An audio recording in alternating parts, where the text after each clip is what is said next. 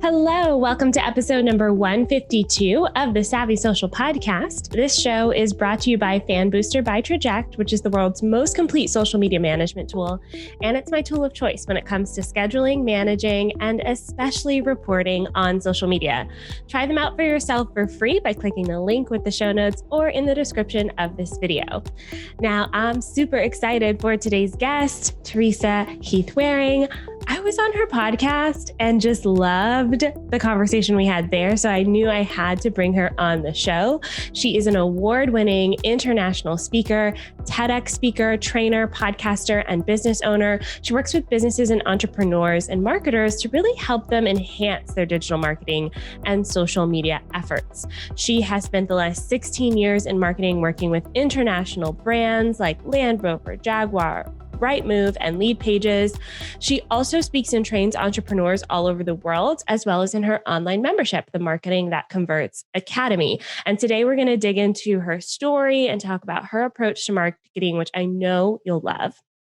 But just a quick reminder that we are headed into a new month. It is now June, and this month's theme is all about creating content systems and really helping you develop a system that works for you and for your habits and really is tapped into something that you're actually going to commit to. So to understand our approach on marketing and to start building your own content system, make sure you head on over to our free course at the Savvy Social School. You can find it at OnlineDrea.com/free, and it'll help you really start building out that content system that works for you. So with that, I'm really excited. Teresa, welcome to the show. Thank you so much for having me. I had so much fun when I interviewed you, so it is so good to do this again. Yes, I just loved our conversation so much because we have so many similarities in our approach. But before we get into that, I'm curious, how did you get into this digital marketing world in the first place? So mine's like a really old story in the fact of I've been in marketing for about 16, 17 years. I did a degree in it. I worked constantly in it for years and years and years, always worked for someone else, never wanted my own business, never any intention to have my own business.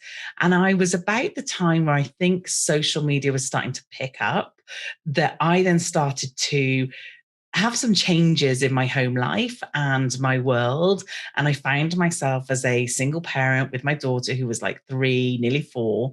And I loved my job, but I joke I must have had like an early midlife crisis because I decided that I suddenly needed to leave and work for someone else. Like I'd worked there for a few years. I'd done a good job. I'd liked what I did. I was head of marketing for this agency. And I decided, I know I'm going to get another job. So I handed my notice in very foolishly and said, I'm going to get another job. And I was about a few weeks into my notice and nothing was coming. Like I forgot that I lived in a fairly rural part of England and there aren't loads of huge businesses around here. And I was expensive. I was an expensive resource because I'd had all this experience. So my back was a bit up against the wall. I started to think, what am I going to do? And I thought to myself, well, I've bought in all this business for this agency. What if I just did that myself?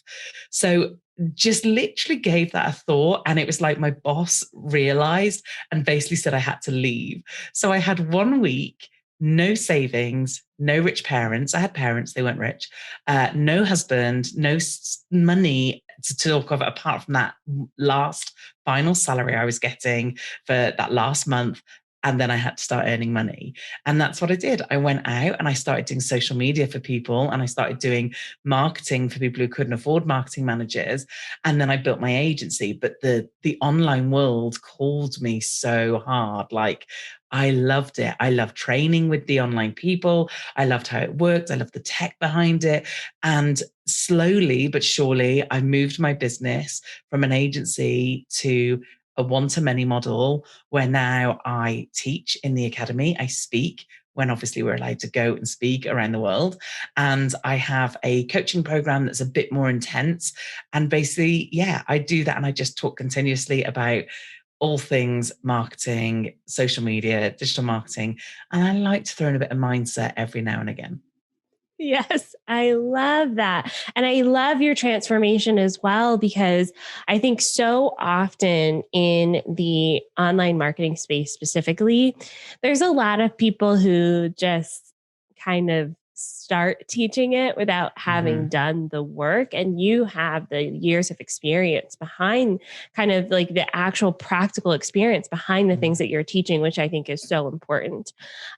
I'm curious about your opinion on how the online landscape has shifted in the past couple of years, specifically on social media. Mhm. We talked about this a little bit on your podcast episode. Y'all go listen to that episode because it's great if I do say so myself. It's a great But one, really good one. we go deep. But I'm curious about your opinion on some of these shifts we're seeing in the online marketing space, specifically when it comes to content, because I Yeah. remember blogging was the thing. Like if you didn't have a Yeah. blog, you weren't doing anything with your business. And now that's shifted so much. So what are some of the things that you're seeing in the content that's being produced online? I love this question because it literally has like changed so much. I remember this is like how long I've been in this industry. I remember like when we first started, like first off, everyone was like, what's this social media and why do I need it? Like no business wanted to have it. And they thought it was like just for businesses that have kids or young people, or this definitely wasn't for estate agents or solicitors or anything more serious. Then it was like people would dabble and post once or twice a week if you were lucky. And you know what? Back then, that was absolutely fine and it worked because it was a very different platform back then. It wasn't like we have them now. You didn't have many choices for starters. And then the algorithms hadn't really kind of started to work its magic as it does. It wasn't competitive. Lots of people weren't on it. So the businesses, when they did go on it, they got real good things from it. And they didn't have to try with their content.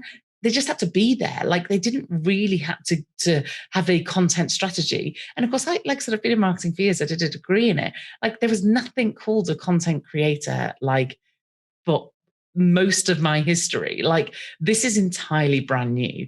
So we got this point where like social media started to get picked up and everyone then started to go, actually, no, this is really good. And yeah, we do need to put stuff on there and we do need to be present and we do need to look at content. And they started to think about creating the content. They started to think about where they'd maybe gone from like a blog content or a content that was more heavy form. They then felt like social media just took over and they never had to do anything else. So it was almost like the social media space put everybody into a really false sense of security. It's like, oh, we can give up our website, we can give up our, big content, our core content like blogging. We just need to show up on social media and it's free. We don't have to pay for it. We don't have to advertise. People are just going to come to us. They're going to buy our stuff. It's going to be easy. And I remember like, when it really started to pick up and people were really starting to use it and it did get a bit more competitive, that's when the content creation on social really became a thing. Because it was like, okay, you've got to start showing up regularly. You've got to start putting posts on different platforms at different times. You've got to treat each one really individually and you need to be everywhere. So, as a new platform came out, you had to be on it. But it was like, it made people work really hard on those platforms, which again, people then kind of went, I don't want to do that. I don't want to work that hard. But like I said, it put people in like this false sense of security that social media had the answer to everything. And it didn't. They just didn't realize. And I don't think anybody did. Even me, everybody in the industry, it was like, social media is amazing. And we'd taken years to convince them of that. So, of course, at the point that suddenly everyone's like, oh, it is amazing, we're then like, oh, no, hang on. You need to think about other things now. So then it was like, you still need to do core content. It's really competitive. Everyone is everywhere and you need to stand out. So it's no longer just produce content, it's produce really good content. And it's producing content. And again, I saw the shift of like, the content where they would just shout at the world and go, we sell this, we do this, you can buy this from us. Here's our service. Here's us doing our service. Like it was completely organizational, company centric. It was like they just saw it as another platform to shout at the world. Whereas now, where we are today, from an advice point of view is so different. Like when I think about the stuff I used to say, the stuff I used to like, I remember saying, you must post on all platforms separately. You don't use a scheduler, you come up with your own content, it's organic. And that's just not the case anymore. That's not what we do today. Yeah, that is so true. It's kind of like the waves of where we're putting our attention shift a little bit. Yeah. So bringing this into now 2021, considering what the past 12 months have looked like, if someone only had a few hours a week to spend on this, what would your advice be to them? So now it's about going all in on one, because we have realized that not only are businesses like having to be everywhere and do everything and they're exhausted, but also the platforms move at such rates. Like, just when you're under control of one, suddenly something changes. So for me, it's like, if you can only devote so much time, choose your platform. And there's two questions I get people to ask themselves. One, what do they like being on? Because if they don't like being on it, you're going to have a really hard time trying to do it. I remember for years, Twitter was like big. This is before the Instagram days, and trying to convince businesses how good Twitter was and how they should use it. They literally, it would blow their mind. You'd show them the platform and they'd just be like, I don't get it. I don't get it. So just don't be on it. Like, if you feel like that, can you imagine how difficult it's going to be? And secondly, the other question is, where do your customers hang out? Now, again, social media is huge, absolutely massive. So the chances are your customers will hang out on pretty much most of them. But if you are, a more professional service, then probably LinkedIn's your thing. If you do want a younger audience or a much more fun content creation audience, then you might look at TikTok or Snapchat, if that's even still a thing now, because it does move that fast. If you are trying to like capture parents or kind of the general public, then maybe Facebook and Instagram might be the places you look. But it's about those two questions. Do I like it? And do they hang out there? And if they happen to be the same platform, then flipping brilliant. Just do that one platform. So for me, it's like focusing on the platform. And then where has it got to a point where it was definitely quantity over quality? Like when it got busier, instead of us saying to people, and this, I hold my hands up at the same, and no doubt in 12 months' time, we'll be having a different conversation again. But at the point, it was like, oh, you've just got to post. You've just got to post, put stuff out there. So it was definitely about how many times you could post. Whereas now I would much rather you choose to post 3 or 4 times a week and do it really well and really think about your content, really plan it out. Think about, again, not just telling people stuff, not just telling people to buy your stuff, but what do they want to know? What do you want to hear from them? And using it as that two-way conversation all the time. I think that is one of the biggest things that has changed. Like I said, when we first started in this space, the content was about shouting and advertising and basically talking about us. Now we've had to twist it and go, no, this platform's for you. What do you want to hear? What do you need from us? How can we have conversations? And the algorithm actively encourages us to have those conversations. So if people aren't commenting, if they're not engaging, then that's not going to help you. So that's one big thing. The other big thing for me is the authenticity. It's the showing up as a real human or a real people. So people, they went through a whole period of like, social media is brilliant, social media is great. And then all the brands got hold of it and were like, and the marketers, we joke that the marketers ruin everything. But like they got hold of it and they were like, ooh, how can we use this? And suddenly then the whole world of influencers came up, the whole world of like, viral marketing that was, oh, that wasn't from the brand and it was from the brand. And then that put this massive distrust in everybody in terms of social media, all these filters, like, even something as simple as an amazing filter on Instagram just puts distrust in people and what they're looking at, and is it real, and is that a thing, and then all these ads came up, and then of course all that stuff with the elections in the US. So I think then everybody got to a point where they were like, this social media thing is a lie. It's like, everyone on there could be fake. It can be really kind of disingenuous. They act like one thing, but actually they're the other. They don't look like they say they look. And therefore now the authenticity of our content is as important to me as what you're actually putting in the content. So showing up as yourself, be willing to be vulnerable or be seen and have those conversations. And sometimes, that doesn't go well. Sometimes you have an opinion online. There's been an example just this very weekend, where someone has put an opinion online and they didn't like it, and that is going to happen potentially if you get really big. I mean, if you're not a megastar, then I think you're pretty safe. But it's about kind of then finding your people. So it's not just about putting the content out there for anybody. It's putting out the content so authentically that if you like what I do, then great, you're going to love engaging with my content. You're going to like joining my programs. You're going to like hanging out with me. If you don't like me, then that's cool.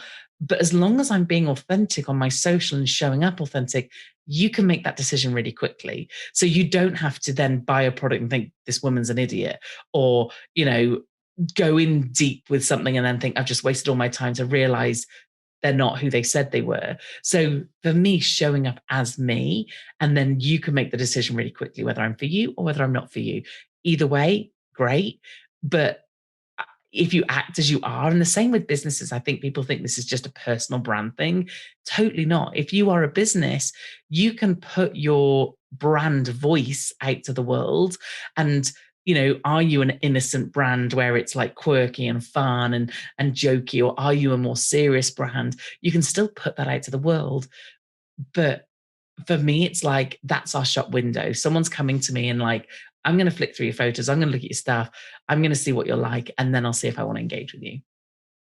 Oh my gosh. Yes. See, Teresa, this is exactly why I wanted you on the show, because a lot of the things you're saying just emphasize what my perspective on social media is, and a lot of the things I like to teach. And it feels so validating, to be honest, to have another professional person go, yep, we're on the same page. So thank you. So many gems. Those of you listening and watching, I hope you're taking notes, because there's a lot of great stuff here. I want to talk about specifically this idea of kind of choosing a main platform, because one of the things that I struggle with is, as a marketer, I'm everywhere. And I know that for me personally, it's my job, like literally my job is to be everywhere. So I feel this disconnect sometimes when I teach other people to choose one platform. Do you feel the same way? And how do you kind of tackle those feelings? So I have like these two sayings in my academy. One is the do as I say, not as I do, because it's like sometimes I teach you things that are the way to do, but you don't always see me doing that, because either I'm not organized enough, or I have to be different for whatever reason. For one of the reasons of I am in marketing, how can I possibly not be on every social media platform? So for me, the way I do it is that one. And then I'm uber honest about everything. So I will tell my community and my members, and I'll say it straight, and not kind of straight as in I'll, tell it as it is and be really blunt about it, but just be really honest and go, I have to be everywhere, because how can I teach on different platforms if I'm not on them? However, I cannot serve each platform within the time I can give it. And I have a team now, and we do things together. So it's not like I'm doing it on my own, but I'm about being realistic. Facebook does very little for me unless I'm advertising. So why would I put all my time there? But if Facebook's working for you and it's brilliant, absolutely crack on and keep doing it. But for me, not so much. LinkedIn, if I put the time and effort in, yeah, it would work well. But again, in the scheme of things, I don't have the time. Twitter, I love to go on and have some kind of conversations, but in terms of my content. So for me, I tell everybody when I'm talking about social media content that I'm on everything. If you go to your favorite platform, put in my name, you'll find me. Not on TikTok though. Sorry, I can't do the dancing. I cannot. The dancing and the pointing are just not for me. I would look like a prize idiot. So that is definitely not on brand and definitely not authentic to me at all. So that is not my bag. But the main ones, the other ones, you'll find me. But I do really honestly say my favorite's Instagram, and that's where I am the most. That's where you'll see the stories, the more authentic stuff, the most of replying and commenting and that sort of stuff. Just because I think it's important to be really realistic. I think I have this conversation so much, I can't remember who I've said it to, but like, talk about Gary Vaynerchuk. Apparently he has like 40 people on his content team. Like, that is absolutely fine when you're Gary Vaynerchuk.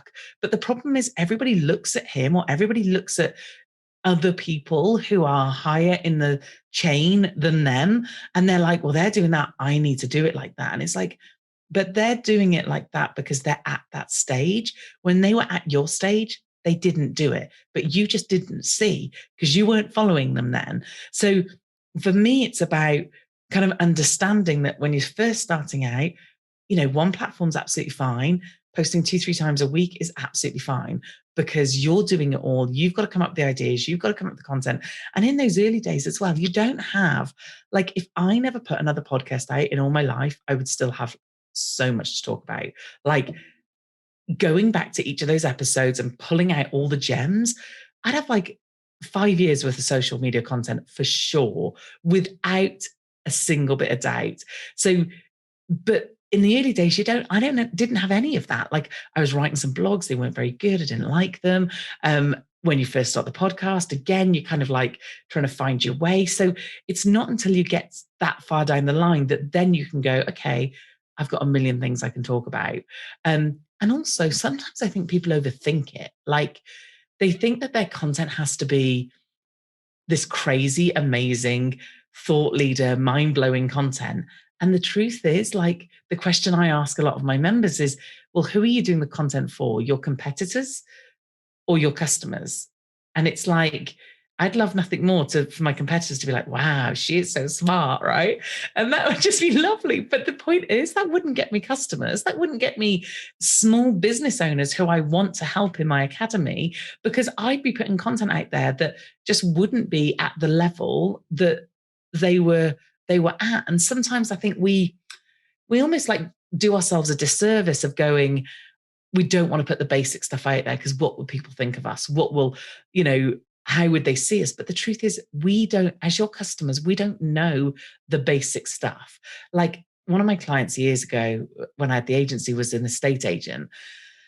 And I got to know them really well. I worked with them for a really long time. And I used to have conversations with them like, when you say the word vendor, like, people who haven't sold a house don't know what you mean by that. And I know that sounds stupid to you and laughable and are you kidding?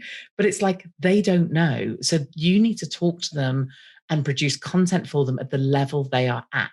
And sometimes that's different levels. Some of my members, because I don't niche, which is terrible. I should, but anyway, I just like helping lots of small business owners. But like, some of my members are at the point where they need help with getting started on Instagram, or some ideas for stories, or some help. In fact, we had a coaching call today and I needed to talk about hashtag strategy to someone.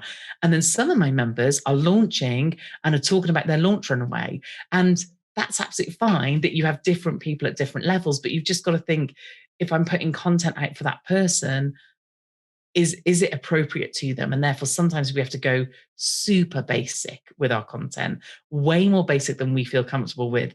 But in truth, that's the conversations and that's what people want to hear from us.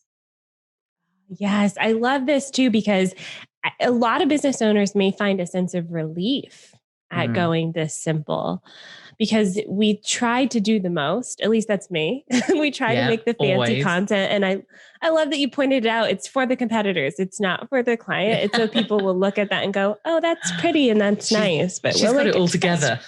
Yeah, exactly. Yeah. All figured out. Yeah. And I love that you highlighted that, because hopefully for those of you listening, you'll feel that sense of relief as well. You don't have to like redefine anything with your content. No. Go back to the basics. If someone were to come to you today and say, where do I start? What's step one? That's the content that you post on social media, which I love. I'm curious about your own content system. So I want to hear your approach to creating content. You talked about, if you didn't create another podcast episode, you'd have so much social content. So do you use your podcast to inform your social content, or like what's your content flow, I guess? Okay, so it's recently changed and we're trialing something new. So that's always exciting. But what it used to be, and I'll give you a quick like what it was and what we've changed to. So what it was is we got to the point where we had so much content that we could use like a library function. So you know how some of the systems will auto send out your stuff? Like you can put stuff into a category and you'll get to the end of the category and it'll just start sending it again. So some of the content we had was like that. Okay. So for instance, we had a category called In Case You Missed It. And we would literally, every time we did a podcast episode, we would copy that post into the In Case You Missed It posts, that categories. And then every week, 2 times a week, maybe on all my platforms, it would go, hey, did you see this one? Or did you listen to this one? Or, you know, Teresa talked about this in this episode. And we're going back, like literally back to episode 3s and 4s and 5s, because obviously not the stuff that is, you know, at the time, but anything evergreen, we can just keep putting out. We also had categories around things like lead magnets. So we would always put out lead magnets. We would have a number of posts for each single lead magnet. So it wasn't looking like we were doing the same thing all the time. We would have things like a category about where I'm being featured, if I was speaking somewhere, or we'd have a category about the most up-to-date podcast, and it would talk about that. We'd also have things like the tools I'd use or some tips, and we'd have categories, and we would basically spend a whole lot of time, like a good day or two, just creating content, putting them in the categories, and then we wouldn't have to worry about it. But I was getting to the point where like that was a move on. So it was like, you know, that wasn't where I started. That was when I got sort of better that I could do that.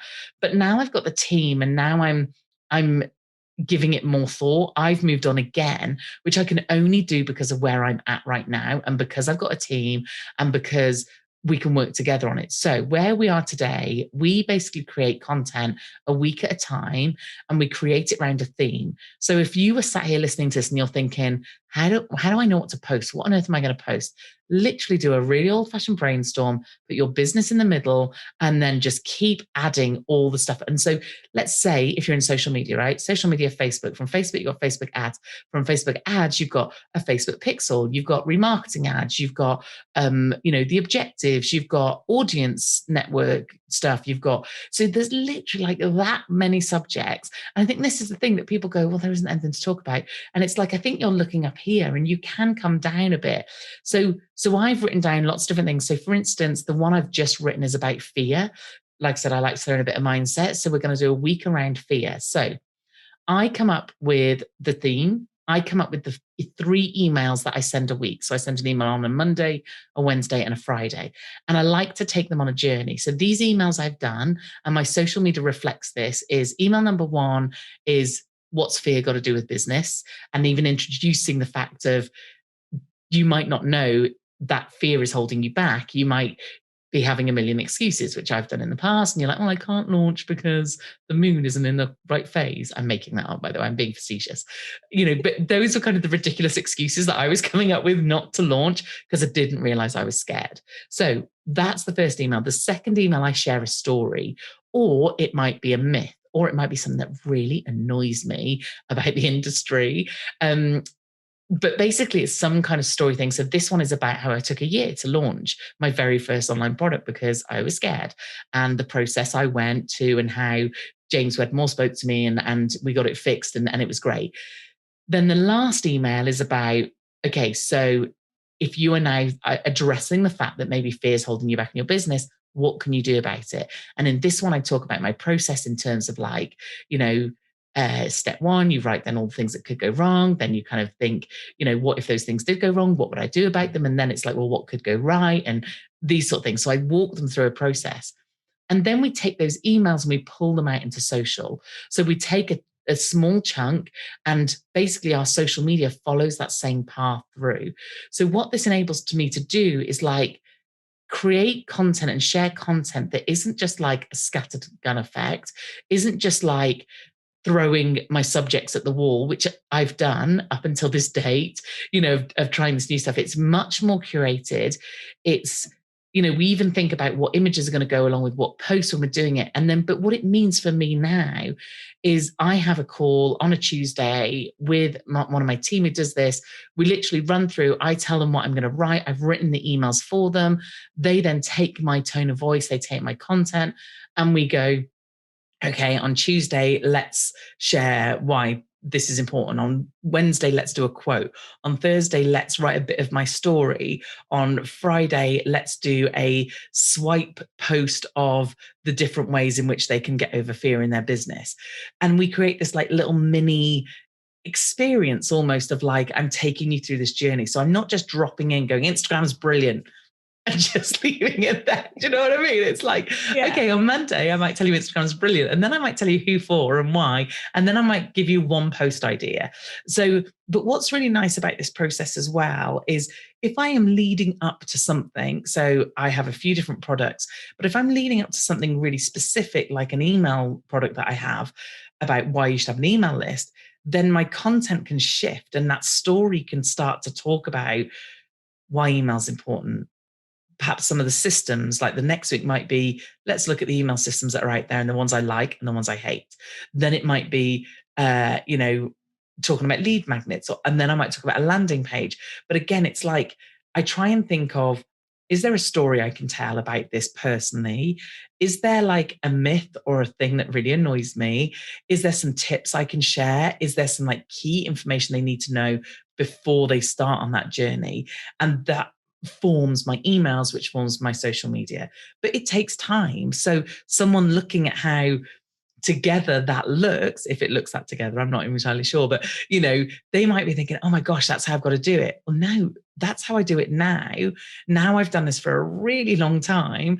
And now I've got a team who I trust to help produce content, because not that I didn't trust them, but it was my content, and therefore it had to be me that showed up. And it's still me, but they're just helping me with part of the process.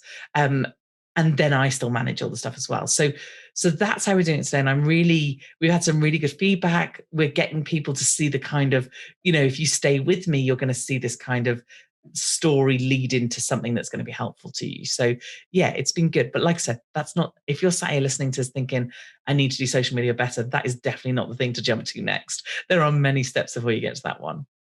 Oh, yes. This is definitely what I would consider an advanced strategy, but I love it. And I love how interconnected it is with your email and social, because I think sometimes as well that the idea is that social media has to be brand new, never before seen content.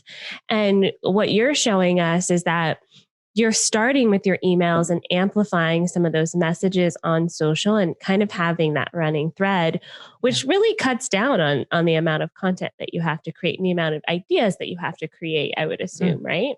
Yeah. And also, sorry, I was just going to say, and also with those things, sometimes the post is just a question. Sometimes it's like, what's holding you back in your business? And then maybe come Friday's post, I'll tweak it so I can answer some of those things. Or it might be a question that's in an Instagram story, and then I will spend 10 minutes going through each of those kind of questions and answering them on stories. So you can almost get them to help you mold that content so it's appropriate to them. Absolutely. And I am curious about if your podcast or any of your other content, like your live streams and things like that, is that informed by the emails for the week as well? It is now. So when we first started this, I'd already batched up to a certain point. And now what we're trying to do where possible is trying to marry the two. So for instance, next week, when I talk about fear, the podcast episode just happens to be about selling. And actually that fits quite nicely because people often fear selling and how that feels and trying to do it. So if I can find a way to make them fit, then that's great. The solo episodes, and this is the other thing about doing the content this way, is one, I can see we've created a spreadsheet. I love a spreadsheet, but we create the spreadsheet, and in it, it's like I've got the spacing up until the point when I'm opening my academy again. So it's like now, because I've got my podcast in there, and also we have in the spreadsheet, is there any lead magnets that I've got? Is there any particular episodes that I need to lean to? So for instance, in the fear one, I remember doing one about how to fail, and do it well or something. One of the episodes I did, and this was ages ago, but I can go to my site, just type in my word in my search and be like, oh yeah, I did that episode and that episode. And then I can pull back some of those old episodes. Because again, like, I'm so glad you touched on the fact that people think it has to be new. The point is, we feel like it has to be new because we've seen it and we think, and we're bored with it. Like, we look at it and think, oh yeah, I've put that out 5 times now. I don't think I can talk about it anymore. But the truth is, one, like, if you were watching an advert on TV, how many times do you see that advert and do you ever mind? Like, some adverts, my husband and I joke, we watch this program in the UK called Sunday Brunch. So on a Sunday, it's like a magazine show and they make food, and it's one of those things that we sit in bed drinking coffee, watching this program. And this same advert for this carpet cleaner comes on every single week.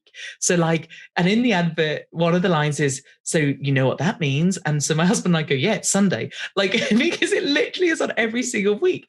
But we're not angry at it. We're not annoyed that they haven't come up with some new content strategy. It's repetition. It's kind of reconfirming those ideas and thoughts. And there's nothing wrong with that. And I think so many people think we need to do all these things and they all need to be brand new. But the other thing is, we get tired of them, we see them, and therefore we think everyone else has seen them, but they haven't. Take algorithms, take open rates. The chances of someone seeing every single thing you put out is so slim. There's no way they're going to see it. So, or all of it. So actually repeating and going back to some of those things, so if I had a client and they were doing a blog or one of the members, it'd be like, okay, on the week the blog comes out, you're going to post about it 3 times, 3 different ways. You might post the title, you might post an interesting fact, you might post something that is a debating subject that you can say, what's your opinion on this? And then why not take that blog post and mix it up and do something different with it and put it over here? And why not then post about it again 2 weeks later? Just because you talked about it 3 times here doesn't mean that everyone's seen it. So why not, then do a roundup of, here are all the blog posts that focus on this subject and it happens to appear in that, or take something out of it and turn it into a meme, so there's so much we can do. And we worry that, that we've got to put all this new stuff and create all this new stuff. But my podcast now is on episode 180 something, and they're roughly an hour, 45 minutes, maybe a bit less on the solo ones. And it's like, that is an obscene amount of time. Like, that is crazy. How much stuff is in there? Like, not that I want to stop the podcast. I love it, but it's like, we're just not using it. And I think people think we've constantly got to reinvent ourselves, constantly got to come up with something new. And it's like, no, we can say the same things in a different way. We can ask a question about it instead of telling people about it. We can, put it in a different format, in a different image, in a video or a GIF or there's lots of different things we can do with it. But we really should all have an absolute abundance of content to go at. Yeah. And we do. It's so true. And I love that you're really illustrating this with your own content strategy. I'm obsessed. I love it. Okay. So you've talked a lot about email, and I know that you have a free gift for those people listening all about email. So tell us what it is. So I love social media, obviously goes without saying. However, I am a huge fan and advocate of you building your email list, because I have too many stories, real, very awful stories of people building their profiles on social only for something to go wrong. I think one of the worst I ever had was a friend who built her Instagram up to, I think it was like 170 something thousand. Like, anybody building Instagram will know that is insane amount of work. She had created all these posts. She was consistent. It was beautiful. She had an online membership about creating arts and crafts activities for children. Like, her Instagram was perfect for her audience. She got a huge audience on there. Someone hacked her account, wiped everything. Like, it just didn't exist.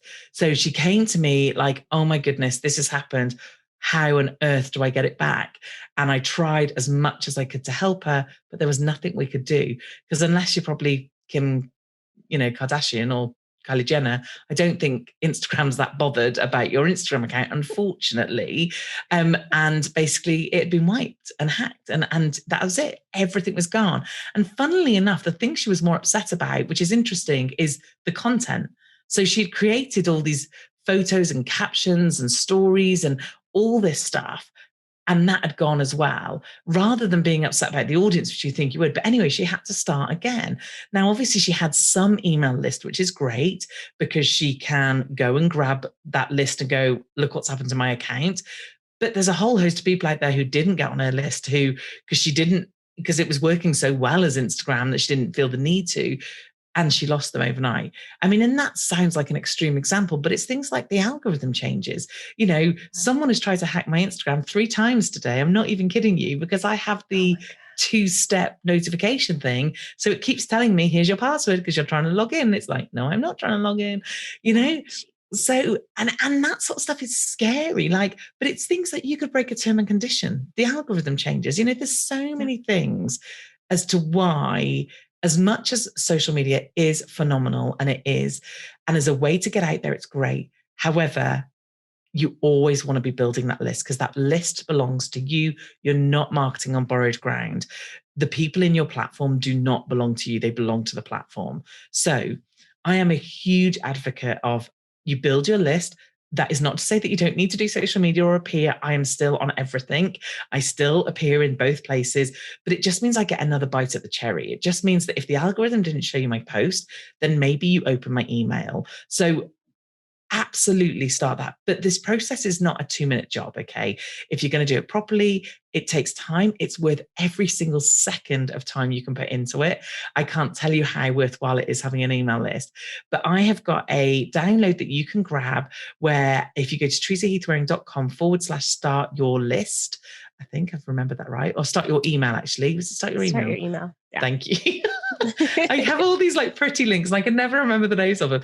And basically, I take you through my 5 steps of how to identify who you want on your list, to how to identify what they want from you, so you can create some kind of offer or opt-in, so that you can actually give them a reason. Because that's the other thing that really makes me laugh. So you say to people, you've got an email list? Yeah. And you're like, okay, cool. How would I join it?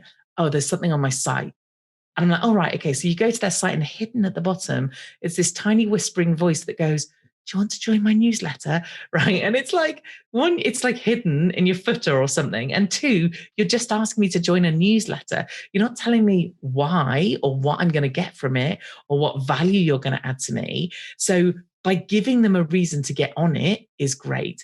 And then once you've got them on your list, it's like, what tech are you going to use? And there's a lot of different tech out there. Believe me, I have a course where I teach you how to do the entire process, and even the tech. And I've had to teach myself how to use all of the main platforms. So there's good and bad ones. And then I teach you, or then I talk about in step 5, what are you actually going to email them? So it's all well and good us building this list, but then you've got to email them. So how to take the pain out of that thought of, I've got to write an email today, or what am I going to write? Or, oh my God, it's come to this day again in this week and I haven't done it. So it just takes you through all of those steps. Oh my gosh, y'all, definitely check this out. I'm putting the link in the description and in the show notes, because this is such a great resource. Thank you so much for sharing all of your beautiful knowledge with us today. My pleasure. It's been good fun. I love this stuff. Thank you so much for having me. Yes. So what's your favorite platform? Where should we hang out with you on social media? Totally Instagram. I love Instagram. So please come and say hi over there. I would love to meet you guys. It'd be awesome.